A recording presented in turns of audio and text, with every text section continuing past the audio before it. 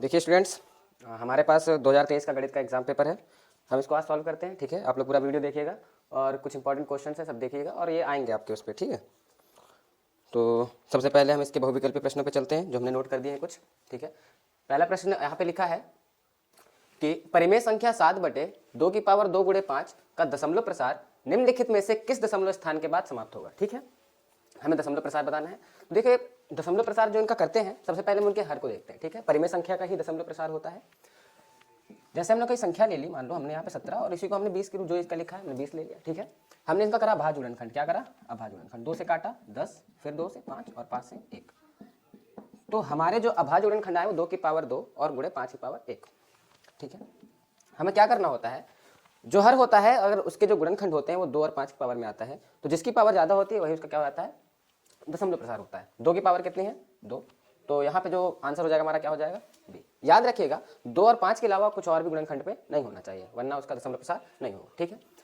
अगला प्रश्न बोल रहा है कि बिंदु -3,5 की y अक्ष से दूरी होगी, ठीक है। वो हमसे दूरी पूछ रहा है किसकी? इस बिंदु की। कहां से? y अक्ष से। देखो हमने एक चतुर्थांश बना लिया, ये 0,0 होता है, ये x अक्ष होता है और ये क्या होता है? y अक्ष। उसने कहा -3,5, यहाँ कहीं -3 होगा, यहाँ 5। हमने मान लिया यहाँ पे कोई बिंदु है -3,5। हमारी y अक्ष पे दूरी पूछ रहा है, दूरी मूल बिंदु से होगी, ठीक है। तो y अक्ष की जो दूरी हो जाएगी, ये तो x अक्ष हुआ और ये वाला क्या हो गया? y अक्ष। तो ये बिंदु हो गया x और ये क्या हो गया? y। तो जो y अक्ष से दूरी हो जाएगी वो कितनी हो जाएगी? 5। ऑप्शन नंबर सी, ठीक है। हाँ, तो तीसरा देखते हैं। तीसरा लिखा है संख्या 144 के अभाज्य गुणनखंडों की घातों का योग बताना है। तो भैया सबसे पहले हमें क्या करना पड़ेगा, जो 144 है उनका हम करेंगे अभाज्य गुणनखंड, और जो भी उनकी घातें मतलब जो भी उनका अभाज्य गुणनखंड की घातें होंगी उनको क्या कर देंगे? जोड़ देंगे। तो हम यहाँ पे साइड पे दे रहे हैं। देखिए कह रहा है 144, हमने 144 के अभाज्य गुणनखंड किए, हमने 2 से दिया 7 और 2, फिर हमने 2 से काटा, तो 2 3 6, 2 6 12, फिर 2 से काटा तो 2 1 और 8, फिर 2 से काटा 2 ने 18, 3 से काटा 3, फिर 3 से 1, ठीक है। तो 144 के अभाज्य गुणनखंड कितने आए? देखो 1 2 3 4, मतलब क्या है? 2 की पावर 4 गुणे और 3 की पावर कितनी हो गई? 2। प्रश्न ने पूछा था 144 के अभाज्य गुणनखंडों की घातों का योग। तो एक की घात है 4 और इसकी घात है 2, 4 और 2 मिलकर कितना बना देंगे? 6। तो ऑप्शन नंबर डी, ठीक है। तो देखिए तीसरा, ये यहाँ का इसका आंसर हो गया 5, इसका 6।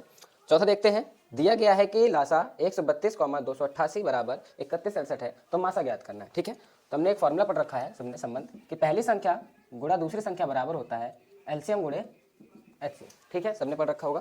तो पहली संख्या हमारी 132 और दूसरी संख्या हमारी 288। तो हमने पहली संख्या यहाँ लिखी 132 और दूसरी संख्या में लिखी 288 बराबर एलसीएम। लासा को एलसीएम कहते हैं। कितना दे रखा है? 3168 कितना दे रखा है, और हमें निकालना क्या? एचसीएफ मतलब मासा, ठीक है। ये इसके गुणे में है, कहाँ चला जाएगा? बटे में। तो 132 गुणे 288 बटे में 3168, तो हमारे निकालना है एचसीएफ। अब आप इनका गुणा करा लीजिए ऊपर, तो गुणा आएगा 38,016 और बटे में 3168, ठीक है। आप चाहे तो इसको 4 से 2 से काट सकते हैं, ठीक है। जैसे हम इसको इसमें डिवाइड देंगे पूरा भाग जाएगा 12 बार में, तो जो इसका एचसीएफ आ गया वो कितना आ गया? 12 आ गया। Option number D. चलिए अगला देखते हैं। कह रहा है कि समीकरण 5x² - 3x + 2 = 0 के मूलों का योगफल ज्ञात कीजिए। क्या ज्ञात करना है? मूलों का योग। देखते हैं तो मूल क्या होते हैं। देखो ये द्विघात समीकरण दिया है, द्विघात समीकरण के 2 मूल निकलते हैं, एक को हम मान लेते हैं अल्फा और दूसरे को मानते हैं हम बीटा। इसी का उसने क्या पूछा है? योग पूछा है। कह रहा है कि अल्फा प्लस बीटा का क्या बताना है? मान। तो हमने पढ़ रखा है कि अल्फा प्लस बीटा बराबर होता है माइनस का b/a होता है, ठीक है। इस समीकरण में यहाँ लिखा है 5x² माइनस का 3x प्लस का 2 = 0। ए क्या होता है? तो जो x स्क्वायर के साथ होता है वो a होता है, जो x के साथ होता है वो b होता है, और जो बची हुई संख्या होती है वो c होती है। तो हमें abc के मान पता चल गए। यहाँ लगा माइनस, हमने लिख दिया माइनस। b का मान है -3, कितना है? -3, और a का मान हमारे पास 5। ये माइनस माइनस क्या हो गया? प्लस, और प्लस का 3/5 हमारा क्या हो जाएगा? आंसर। तो इसका क्या हो गया? आंसर, ठीक है। 5 क्वेश्चन कर लिया हमने। पहला उसने पूछा था स्थान दशमलव प्रसार, तो हमने आ गया 2, ठीक है। जो जिसकी बड़ी घात होती है इसका क्या हो जाता है? आंसर। तीसरा कह रहा था बिंदु -3,5 की y अक्ष से दूरी बतानी थी। अगर x अक्ष से पूछता तो -3 और y अक्ष से पूछा तो y वाला पॉइंट 5, ठीक है। तीसरा संख्या 144 के अभाज्य गुणनखंडों की घातों का योग। पहले इसका अभाज्य गुणनखंड कीजिए, जो भी है उनकी घात उनको क्या कर दो? जोड़ दो। तो कितना आंसर आया था? 6।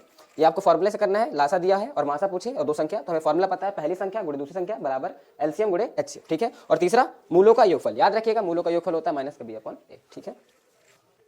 हाँ देखो बेटा 5 क्वेश्चन हो गए थे। 6वें क्वेश्चन पे चलते हैं। हमने क्वेश्चन लिख दिए यहाँ पे फिर से 6 7। देखो 6वां क्वेश्चन कह रहा है कि कि समीकरण 3x square minus 12x plus m बराबर 0 द्विघात समीकरण है, ठीक है, के मूल यदि बराबर है। अब जैसे मूल बराबर है तो हमारे दिमाग में क्या आना चाहिए, मूल बराबर है तो कंडीशन पढ़ी हम लोगों ने, b स्क्वायर माइनस 4ac बराबर क्या होता है 0, ठीक है।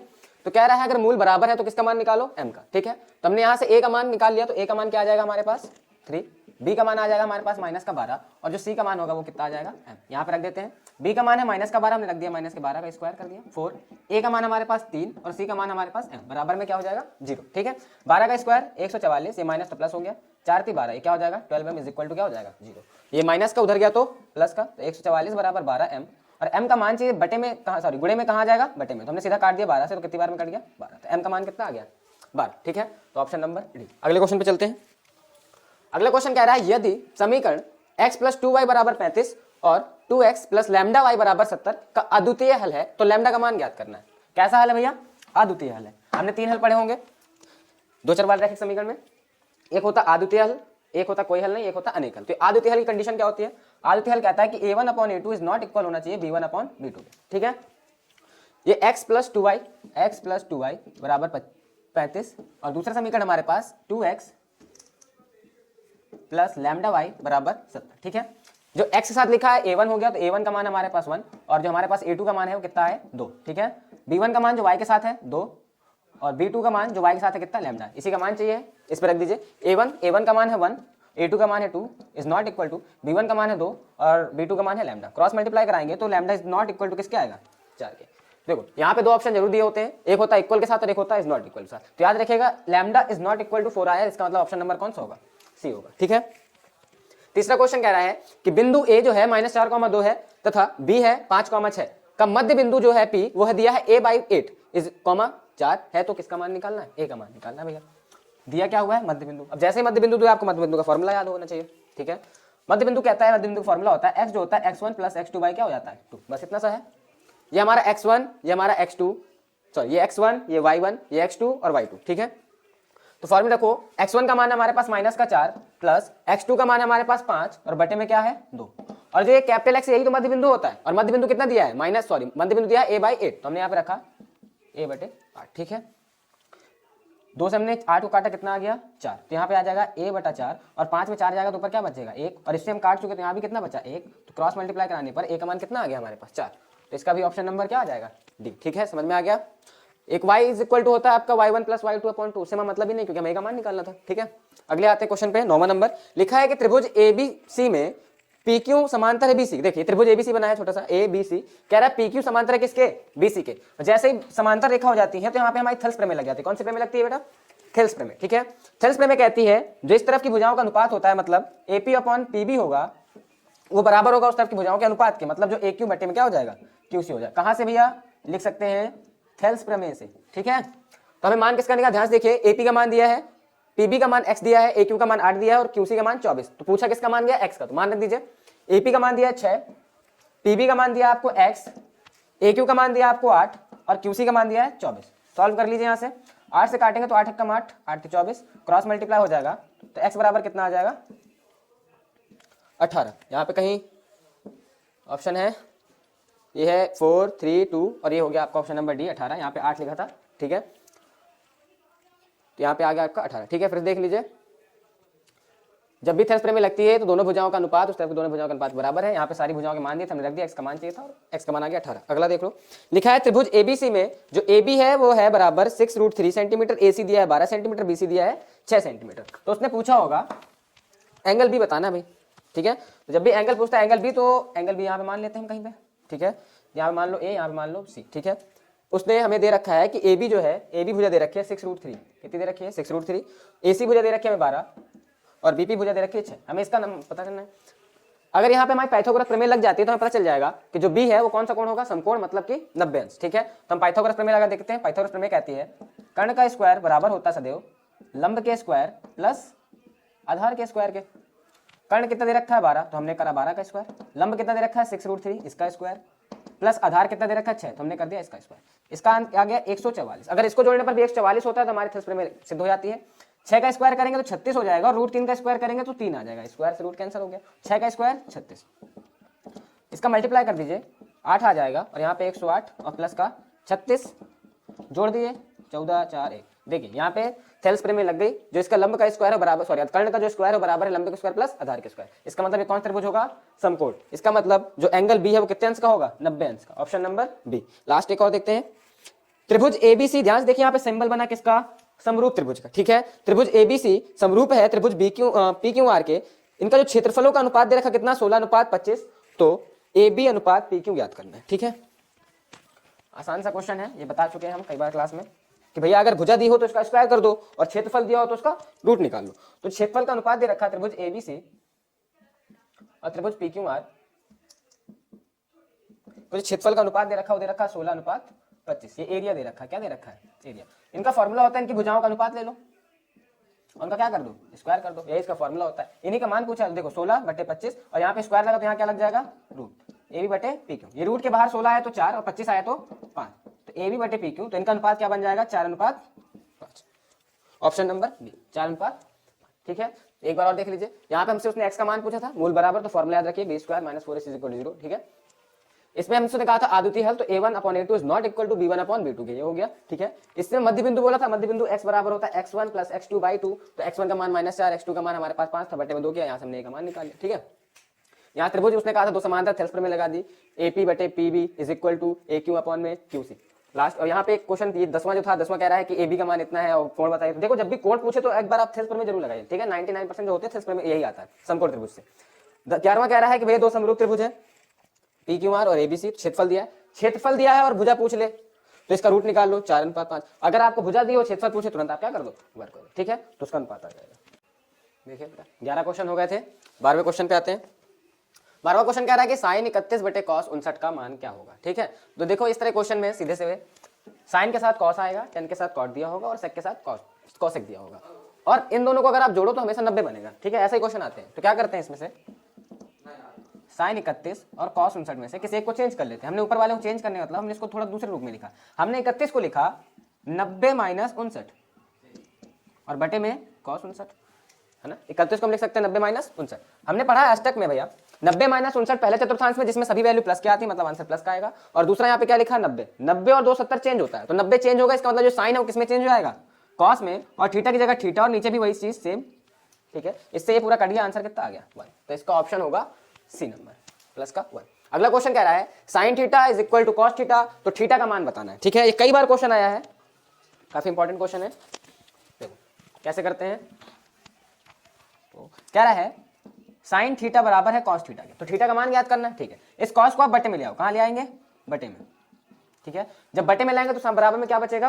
1 बचेगा। कितना बचेगा? 1। देखो साइन थीटा बराबर, अगर कॉस थीटा लिखा है और साइन थीटा अगर इसको हम प्लस वैल्यू के लिए साथ लेके आते हैं तो इधर आएगा तो माइनस हो जाएगा, तब इसके बराबर में क्या बचेगा? 0। लेकिन जब इसको बटे में ला रहे तो बराबर में क्या बचा? 1। Sine theta upon cos theta बराबर होता है टेन थीटा। किसके बराबर होता है? Tan theta. और टेन थीटा में जो 1 वैल्यू होती है वो किसकी होती है? 10 45 के। 10 और थीटा बराबर क्या हो जाएगा? तुलना करने पर थीटा का मान कितना निकला है? 45। तो ऑप्शन नंबर बी, 45 अंश। ठीक है, हाँ। 14 नंबर क्वेश्चन है, यदि एक वृत्त की परिधि और क्षेत्रफल समान है तो वृत्त की त्रिज्या क्या होगी? देखो कोई वृत्त है, अगर हम उसकी परिधि निकाल रहे हैं और उसका क्षेत्रफल निकाले, दोनों कैसे आ रहे हैं? सेम आ रहे हैं, तब उस कंडीशन में उसकी त्रिज्या पूछा है, तो भैया हम क्या करेंगे? दोनों का फॉर्मूला लगा देंगे। परिधि का फॉर्मूला क्या होता है? 2πr, वो बराबर है किसके? क्षेत्रफल के, जिसका फॉर्मूला होता है πr²। तो यहां से देखो दोनों इक्वल है, तो पाई से पाई क्या हो जाएगा? कैंसिल हो जाएगा। और यहाँ पे r² है, यहाँ पे 1r, तो 1r से क्या हो गया? 1r cancel. तो यहाँ पे बचा 2 और यहाँ पे क्या बचा? r को जो त्रिज्या कहते हैं, और वही उसने पूछी थी, कह रहा था वृत्त की त्रिज्या बताओ, तो कितनी आ गई? 2। इसका मतलब ऑप्शन नंबर ए 2 मात्रक इसका क्या हो जाएगा? आंसर हो जाएगा। क्वेश्चन नंबर 15 कह रहा है कि एक ठोस घनाभ जिसकी विमाएं 9, 8 और 2 मीटर है, इसको पिघलाकर 2 मीटर का एक घन बनाया जाता है। ठीक है, उन घनों की क्या पूछी इसने? संख्या, कि भैया अगर इतना जो बड़ा घनाभ है उसको पिघला के इस साइज के अगर घन बनाया जाए तो उनकी क्या कितनी संख्या निकलेगी? तो हम क्या करते हैं, जब किसी चीज को पिघलाकर दूसरी चीज में परिवर्तित किया जाता है तो उनका आयतन कभी चेंज नहीं होता। तो हमने क्या देखा? ये है घन। क्या है? घन। तो घन के आयतन का फॉर्मूला लगा देंगे, लंबाई गुणे चौड़ाई गुणे ऊंचाई। इसका जो आयतन होगा वो बराबर होगा किसके? घन के। घन का आयतन क्या होता है? भुजा क्यूब, मतलब a क्यूब कहते हैं इसको। ठीक है, लेकिन ये तो एक घन हुआ ना, उसने क्या पूछा है? घनों की संख्या, मतलब हमने घनों की संख्या मान ली n। क्या मान ली? n। तो भी इसी साथ हो गई। अब यहाँ पे देखो LBH, ये हो गई इसकी लंबाई, ये हो गई चौड़ाई, ये क्या हो गई? ऊंचाई। तो हमने यहाँ पे लिखा 9 × 8 × 2। और जो इसकी भुजा है, भुजा कितनी दे रखी है? 2। और 2 का यहाँ पे क्या कर देंगे? हम क्यूब कर देंगे, बराबर में n। ये हो गया 9 × 8 × 2 बराबर, यहाँ पे गुणा है भैया, 2 का क्यूब 8, ये गुणे में है, कहाँ चला जाएगा? बटे में। और क्या निकल आएगा n। 8 से 8 कैंसिल, 9 दूनी क्या हो गया 18। तो जो हमारे 2 मीटर के बने हुए घनों की संख्या होगी वो कितनी हो जाएगी 18। Option number A. ठीक है, अगला क्वेश्चन देखते हैं। अगला क्वेश्चन कह रहा है कि जो निम्नलिखित सारणी दी हुई है उस सारणी का माध्य ज्ञात करना। क्या ज्ञात करना है? माध्य ज्ञात करना। देखो आप लोग को माध्य का फॉर्मूला, माध्य कैसे डिनोट करते हैं आप? एक्स बार से। किससे डिनोट करते हैं हम? एक्स बार से। एक्स बार क्या होता है? एक्स बार का फॉर्मूला होता है आपका sigma F X upon sigma F. Sigma मतलब होता है योग। तो यहाँ पे देखो जो वर्ग अंतराल है और यहाँ पे नीचे दिया है बारंबारता। बारंबारता को ही एफ कहते हैं। क्या कहते हैं? एफ। लेकिन कहीं भी सारणी में जब भी वर्ग अंतराल रूप में आएगा कभी भी आपको एक्स नहीं देगा, तो हमें पहले क्या निकालना पड़ेगा? एक एक्स निकालना पड़ेगा। तो हम यहाँ पे एक सारणी बना लेते हैं एफ की, और यहाँ पे हमने बना ली किसकी सारणी? एक्स की। ठीक है, एफ तो हमें सिंपल से दे रखा है आपका 4 5 6 4 1, लेकिन हमें एक्स का मान नहीं दिया। तो कैसे निकाल, ध्यान समझिएगा। जो वर्ग अंतराल होता है उन दोनों को आप ऐड करके 2 से क्या करा दो? भाग करा दो। तो 0 और 10 को जोड़ोगे तो 10, और 10 में जैसे 2 का भाग दोगे आप क्या आ जाएगा? 5। फिर 10 और 20 को जोड़ोगे तो क्या बनेगा? 30, और 30 में जैसे आप 2 का भाग दो क्या आ जाएगा? 15। इसी तरह 20 30 50, 2 का भाग दिया कितना आ गया? 25। इसी प्रकार से 30 40 70 तो कितना आ जाएगा? 35, और यहाँ पे कितना आ जाएगा? 45। ठीक है, फिर क्वेश्चन ने कहा है आंसर में एफ एक्स निकालना। क्या निकालना है? F x. तो एफ एक्स का मतलब जो एफ का मल्टीप्लाई किससे करोगे? एक्स वाली वैल्यू से करोगे। तो 4 का 5 से मल्टीप्लाई कराया तो कितना आ गया? 20। 15 का 5 से कराया तो 75। 6 का इससे कराएंगे तो 25 पंचे 150, 25 पंचे 125, 25 6 का 150। फिर 4 का 35 में कराओ तो 4 पंचे 20, और 4 3 12, 12 और 2 14। 1 का 45 से कराओ 45। ठीक है, बस आंसर आ जाएगा। कैसे आंसर आएगा? कह रहा है सिग्मा एफ निकाल लो। सिग्मा मतलब जोड़ना है। जो एफ की सारणी उसको पूरा जोड़ दो, और जो एफ एक्स सारणी उसको पूरा जोड़ दो, और क्या करा दीजिएगा? भाग करा दीजिए। ठीक है, कर लेंगे? कर दे, बता दें। देखो जोड़ लेते हैं, देख लेते हैं। जोड़ दो इसको भैया। 9 1 10, और ये कितना हो गया? 20। इसको भी जोड़ लेते हैं, कितना हो गया? 5 5 10, बची 1। यहाँ पे 9 9 5 14, 14 4 18, 18 4 22, 22 और 1 23। हासिल बची 2 और 1 और 2 और 2 कितना हो गया? 4। तो यहाँ पे हो गया 430। बटे में क्या करेंगे? 20 से काट देंगे। 2 दूनी 4, 2 1 कम 2 दशमलव 21.5 हमारा क्या हो जाएगा? Answer option number C. ठीक है, आपके 16 क्वेश्चन हो गया। पहला इसमें देखो ध्यान से मुझे इसका आंसर एक ही आता है, बस यहाँ पे 10 हो सकता है तो यहाँ पे कॉट होगा, यहाँ पे सेक होगा तो यहाँ पे कॉसेक होगा। ठीक है, sine theta is equal to cos theta. कई बार क्वेश्चन आया, ध्यान रखिएगा। इसका आंसर कितना होगा? 45 होगा। यदि वक्र किसी वृत्त की परिधि और क्षेत्रफल बराबर है तो सदैव उसकी जो त्रिज्या होती है हमेशा 2 मात्रक होती है। ठीक है, ये तो आपको निकालना पड़ेगा। इनके आयतन जो भी पिघलाया था और जिसको बनाया था, दोनों के आयतन सदैव क्या होंगे? सेम होंगे। और माध्य अगर पूछे और सारणी दी हो आपके वर्ग अंतराल में तो फॉर्मूला याद रखेंगे आप, sigma X bar is equal to sigma F X upon sigma F. देखिए बेटा 17 नंबर क्वेश्चन, 16 तक हो चुके हैं। 17 नंबर क्वेश्चन कह रहा है आंकड़ों का समांतर माध्य और बहुलक क्रमशः 28 और 16 है। मतलब हमें 2 चीज दे रखी है, एक समांतर माध्य दे रखा है और एक दे रखा है बहुलक। तो हमसे पूछा गया है तो माध्यिका का मान क्या होगा? देखो हमको एक फॉर्मूला याद रखना है हमेशा। इन तीनों में संबंध क्या होता है? संबंध होता है 3 गुणे माध्यिका बराबर होती है बहुलक प्लस 2 गुणे माध्य के। ठीक है, तो हमें यही निकालना है। क्या? माध्यिका निकालनी है। तो 3 गुणे माध्यिका बराबर बहुलक का मान रख दीजिए। ये माध्य और बहुलक, तो ये माध्य का है, ये बहुलक है। बहुलक हमें दे रखा है 16 और प्लस 2 गुणे माध्य का मान दे रखा है 28। तो जो हमारी माध्यिका आ जाएगी, माध्यिका कितनी आ जाएगी? ये हो जाएगा 16 प्लस यहाँ मल्टीप्लाई करा दीजिए 2 8 16, 2 दूनी 4 1 5, बटे में क्या आ जाएगा? 3। तो हमारी माध्यिका आएगी, जोड़ दीजिए 6 6 12, हासिल बची 1, 6 1 7 72 बटा 3। 3 से भाग दीजिए, 3 दूनी 6 और 3 चौको 12। तो हमारी जो माध्यिका आ गई वो कितनी आ गई बेटा? 24 आ गई। ठीक है, अगला क्वेश्चन देखते हैं। अगला क्वेश्चन कह रहा है कि समीकरण एक्स स्क्वायर प्लस के एक्स माइनस 5/4 बराबर 0 का एक मूल 1/2 है तो के का मान ज्ञात करना है। ठीक है,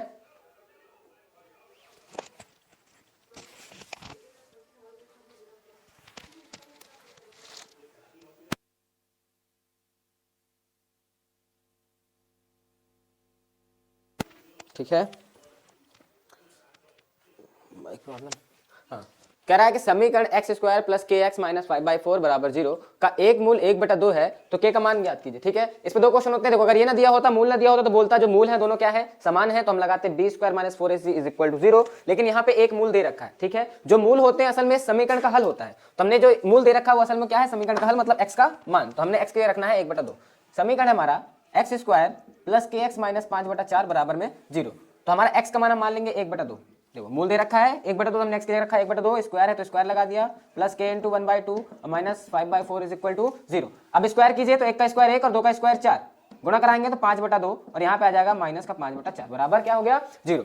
अब यहाँ पे के कहाँ गया? लिखा ही नहीं, के आ गया। ठीक है, यहाँ पे माइनस का उधर जाएगा प्लस का और ये प्लस का उधर जाएगा तो माइनस का, तो मतलब 5k/2 इज इक्वल टू ये वाला माइनस का प्लस हो गया और ये प्लस का इधर आके माइनस हो गया। एलसीएम लेंगे तो 4 से भाग देंगे तो 1 1 में 5 और 4 से भाग देंगे 1 1 गुणा 1 से करा तो 1, तो 5k/2 गलत कर दिया ना थोड़ा सा, यहाँ पे 5 है ही नहीं, ठीक है, यहाँ पे 5 नहीं है था, यहाँ पे 1 था, ठीक है, के ठीक है, यहाँ 5 में 1 गया, कितना बचेगा 4, और 4 4 काट देंगे, कितना आ जाएगा 1, तो k/2 बराबर कितना 1 1 1 माने करंट गुणा कराएंगे तो k का जो मान आ गया वो कितना आ गया 2, ठीक है, तो यहाँ पे जो हमारा k का मान आ गया वो कितना आ गया 2 आ गया, ठीक है। अगला क्वेश्चन कह रहा है एक वृत्त का व्यास 14 सेंटीमीटर, तो इसकी परिधि क्या हो गया, अभी हमने परिधि का फॉर्मूला लिखा था, आप लोग को परिधि का फॉर्मूला लिखवाया था, क्या लिखा था परिधि का फॉर्मूला, परिधि का फॉर्मूला था 2πr, 2 पाई का मान 22/7 और r, देखो ये क्या दिया है यहाँ पे व्यास दिया है, और व्यास की आधी क्या होती है त्रिज्या, तो अगर व्यास 14 है त्रिज्या का मान कितना निकल आएगा 7, तो हमने यहाँ पे क्या रखा 7, इससे इसे काट दिया 2 दूनी 4 2 दूनी 4, तो इसकी जो परिधि आ गई कितनी आ गई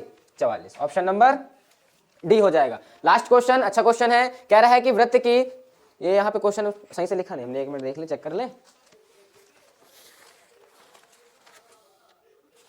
क्वेश्चन नंबर 20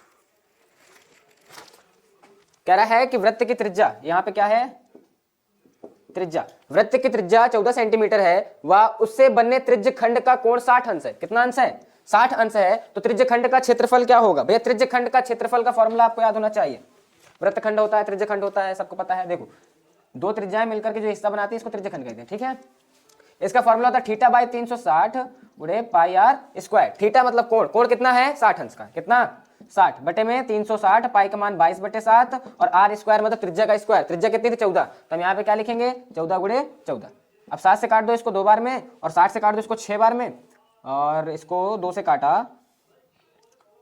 3 हो गया, और यहाँ पे क्या हो गया 11 हो गया, ठीक है, और कुछ कट रहा है क्या, नहीं कट रहा, ठीक है, गुणा करा लो 14 गुणा 22 से करा लो, यहाँ पे कितना आ गया 3 आ गया, ठीक है, गुणा कराओ 14 दूनी 28, 2 14 दूनी 28, 308 बटे में क्या आ गया 3, देखो 308 बटे 3 का ऑप्शन में है, देखो सबके नीचे 3 दे रखा है, तो इसको दूसरी फॉर्म में कैसे लिखते हैं, इसमें भाग दो, 3 एक कम 3 0 3 दूनी 6, तो ये आ रहा है 102, और यहाँ पे कितना बचेगा 2, यहाँ पे कितना आ जाएगा 3, 102 सही 2/3, इसका मतलब ऑप्शन नंबर क्या हो जाएगा डी, ठीक है। चलो इसमें इसका गुणा कराते हैं, और ये जो संख्या होती है ऊपर जोड़ दें, देख लीजिए जोड़ दीजिएगा, ठीक है, तो आपके 20 बहुविकल्पी कंप्लीट हो गए हैं, ठीक है, सारे यहाँ पे 17 से लेकर के 20 तक हमने कंप्लीट कर दिए आपके बहुविकल्पी कंप्लीट। अब आगे चलते हैं हम